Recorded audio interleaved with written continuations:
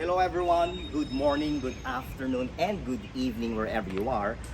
Today, I am going to try this, what do you call this product? El Jefe Graphics Spray Wax, the original formula. I got this from EJ Ocampo. EJ, salamat dito. By the way, if you guys are looking for any Geely accessories specifically for Coolray, EJ is the man. Just send him a message and he'll take care of the rest. Anyway, there are many reasons to maintain your car's paintwork looking like, you know, parang it just came out of the showroom. Besides, you probably spent a lot of money acquiring it, right? Right. So it only makes sense to maintain your car's paintwork and shine. Ako, nililinisan ko tong sasakyan na to mga once a week. Ganyan ka-importante itong sasakyan na to. Ganyan ko siya kamahal. In fact, I consider this car, this mighty fine beast, as a member of the family. You know why? Dito sumasakay yung mga mahal ko sa buhay. So, dapat VIP treatment siya. So, let's see if this thing really works. So, nakalagay dito, instructions. Get the mirror shine with graphic spray wax. Ang daming benefit, oh. Ito mga benefits niya. So, check niyo na lang yung link. Formulated in Germany, repacked in the Philippines. Proud to be! Okay?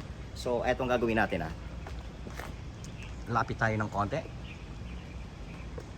Okay. Go.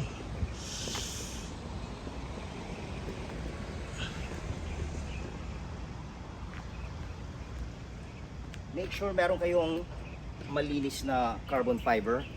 Make sure to shake it off. Baka may mga konting debris magagasgasan at sasakyan nyo. And please, huwag yung tipiri ng sasakyan nyo. At least yung branded naman. Okay, a little portion of it. Konti lang, Actually, malinis na to pero gusto ko pang palinisin. Pahirin nyo in a circular motion. Nice!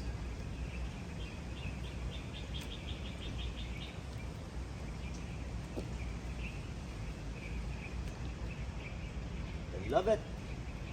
Nakikita ko na yung difference, Shiny nga EJ.